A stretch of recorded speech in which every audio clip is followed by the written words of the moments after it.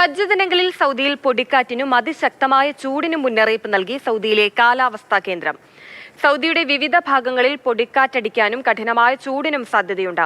യാത്ര ചെയ്യും മുൻപ് വാഹനങ്ങളുടെ സുരക്ഷ ഉറപ്പുവരുത്തണമെന്ന് അധികൃതർ ആവശ്യപ്പെട്ടു.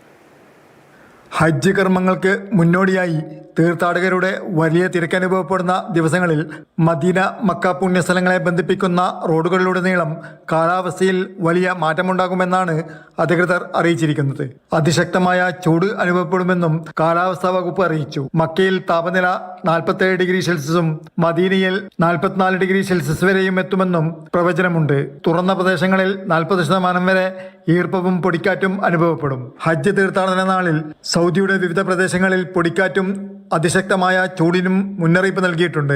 നിജിറാൻ, റിയാദ്, കിഴക്കൻ പ്രവിശ്യ, വടക്കൻ അതിർത്തി മേഖല, അൽജൌഫ്, തബൂക്ക് എന്നിവിടങ്ങളിൽ പൊടിക്കാറ്റും മണലുയർത്തുന്ന ശക്തമായ കാറ്റ് വീശുവാനും ഇടയുണ്ട്. ജിസാൻ, അസീർ, അൽബഹ, മക്ക എന്നിവിടങ്ങളിലെ മലനിര പ്രദേശങ്ങളിൽ ഇടിയോട് കൂടിയ മഴയ്ക്കും സാധ്യതയുണ്ടെന്ന് കാലാവസ്ഥാ കേന്ദ്രം മുന്നറിയിപ്പ് നൽകി. യാത്ര തിരിക്കും മുമ്പ് വാഹനങ്ങൾ പരിശോധിച്ച് സുരക്ഷ ഉറപ്പാക്കണം. സുരക്ഷാ മാർഗനിർദ്ദേശങ്ങൾ പാലിക്കണം. മതിയായ വെള്ളവും ദ്രാവകങ്ങളും കുടിച്ച് ദാഹമകറ്റണമെന്നും കാലാവസ്ഥാ കേന്ദ്രം തീർത്ഥാടകരോടും മറ്റ് യാത്രക്കാരോടും ആവശ്യപ്പെട്ടു.